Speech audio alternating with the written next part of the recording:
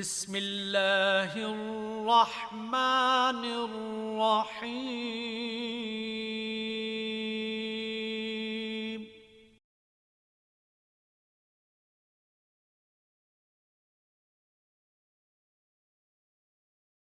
Mohammad Abdul Ghafoor Rizvi PhD scholar Rizvi online learning channel के platform से आपसे मुखातिब हूँ। डॉक्टर नवीद गुलजार और doctor Naila Gulzar PhD scholars की मदद से रिसर्च मैनुअल कोर्स कोड 8613 के एक और क्वेश्चन का सलूशन लेकर हाजिर हूँ। इस वीडियो में हम क्वेश्चन नंबर 13 को हल करते हैं। क्वेश्चन नंबर 13 है, list the works you cited in your project follow the APA manual 6th edition. इस सवाल में आपने रेफरेंसेस लिखने हैं, यानी list the works you cited in your project, उस प्रोजेक्ट के अंदर जो आपने काम किया है, जो आपने हवालाजात दिए हैं, उनकी आपने लिस्ट यहाँ पे देनी है। और कौन सा मैनुअल जो है वो फॉलो करना है, follow the APA manual 6th edition. जो एपीए मैनुअल है उसका 6ठा एडिशन जो है उसको फॉलो करना है। अब ये एपीए क्या है?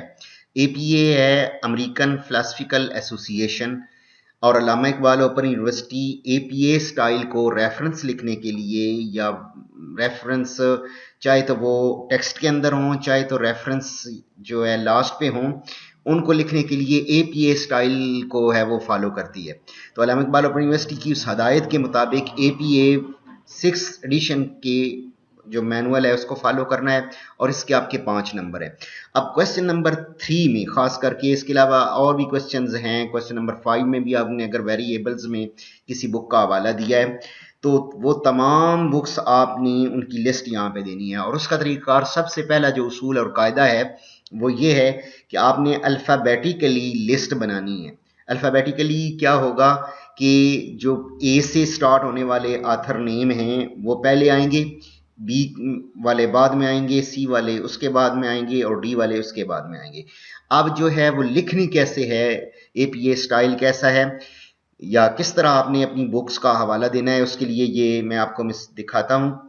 अगर आपने किसी बुक का हवाला देना है तो उसके लिए ये एक एग्जाम्पल मैंने आपके सामने रखी है।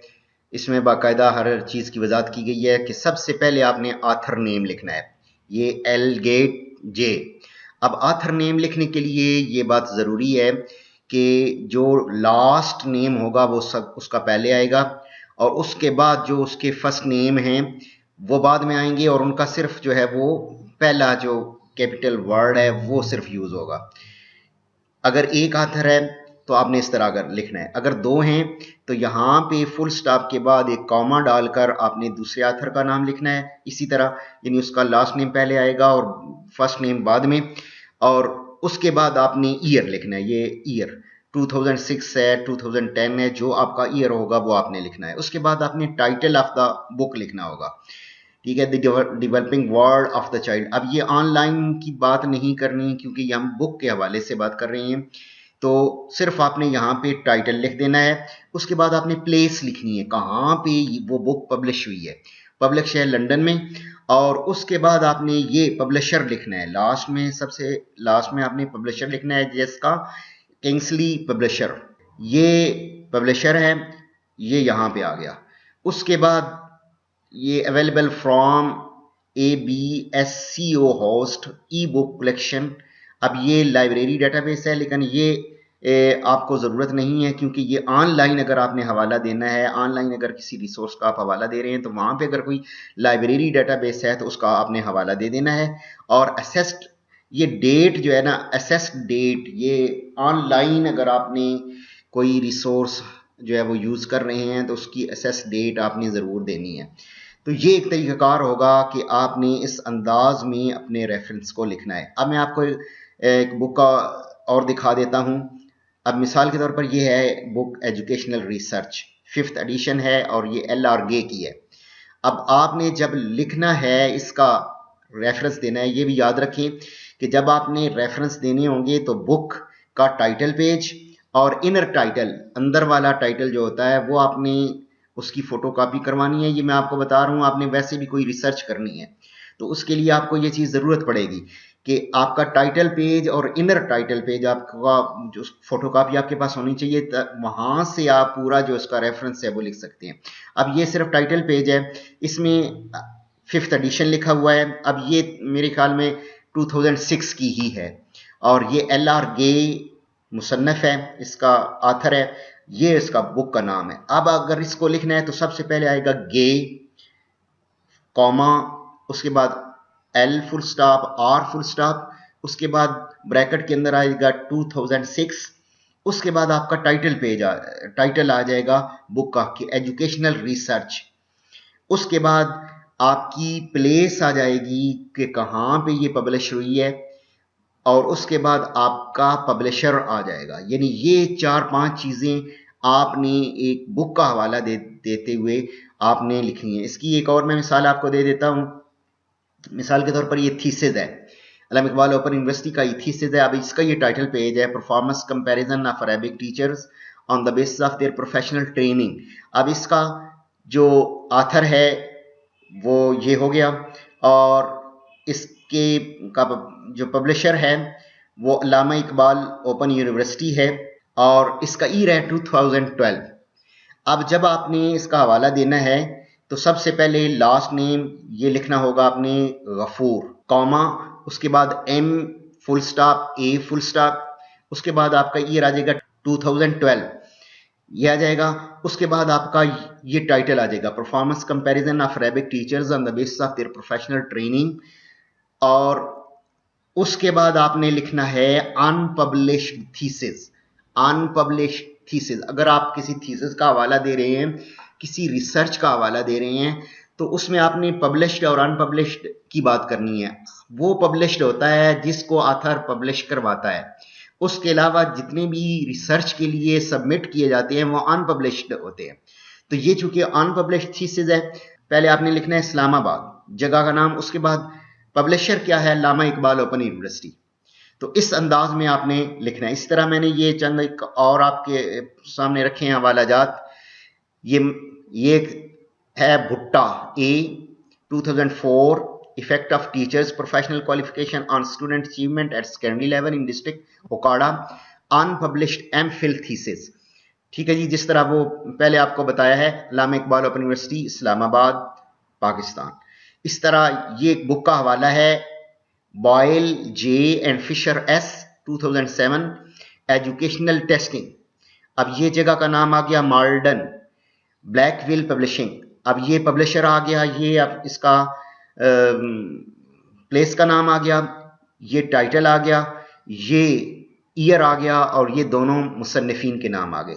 इसी तरह दूसरा है चंद्रा 2003 इंफॉर्मेशन टेक्नोलॉजी, ये बुक का टाइटल है, ये प्लेस है दिल्ली और आगे इसका पब्लिशर है कल्पस पब्लिकेशंस। इसी तरह ये child D 2007 psychology and the teacher 8th edition आ गया और ये जगह का नाम आ गया और ये पब्लिशर का नाम आ गया। तो इस अंदाज में आपने अपने जो है वो हवाला रेफरेंसेस जो है वो लिखने हैं। ये तो हो गए आपके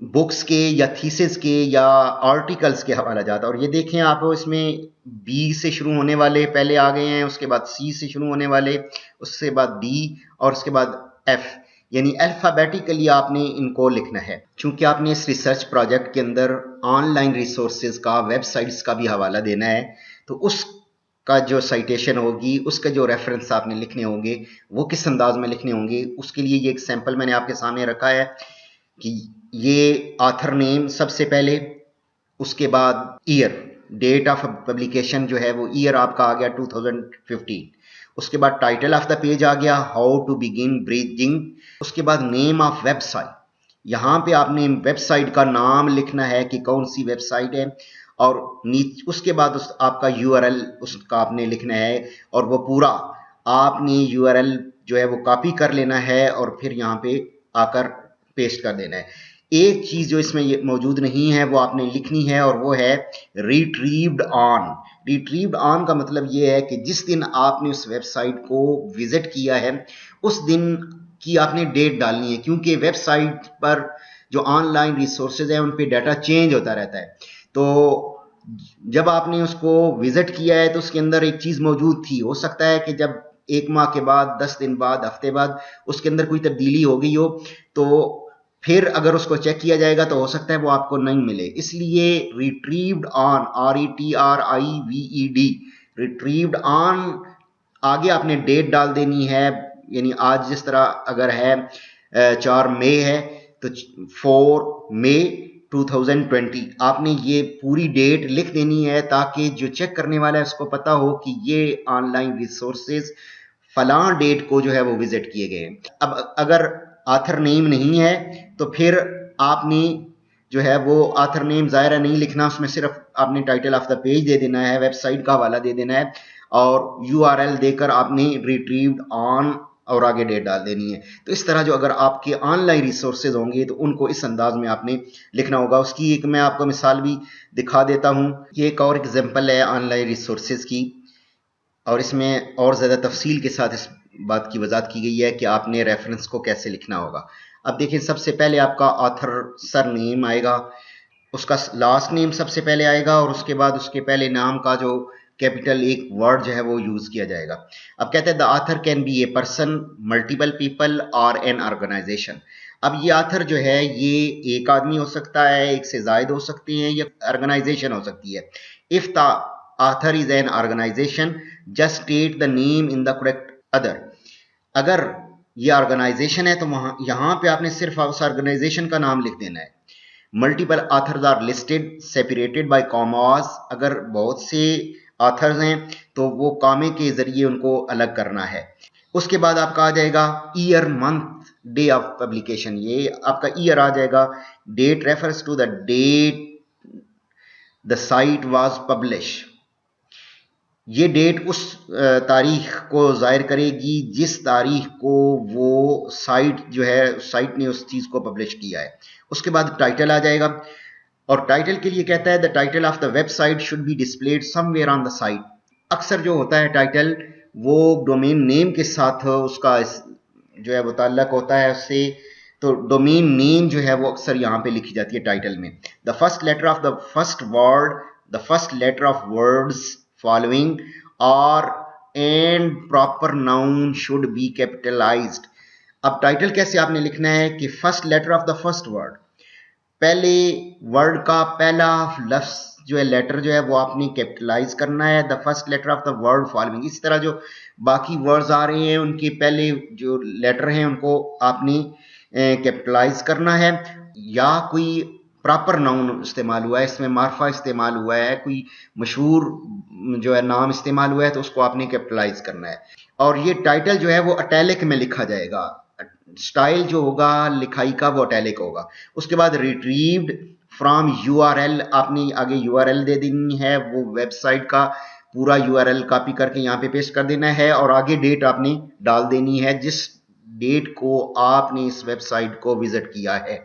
यहाँ पे डेट वो होगी जब उस वेबसाइट ने उसको पब्लिश किया, और URL की लिखने के बाद रिट्रीव में के बाद आपकी जो डेट होगी वो डेट वो होगी जिस डेट को आपने उस वेबसाइट को विजिट किया है।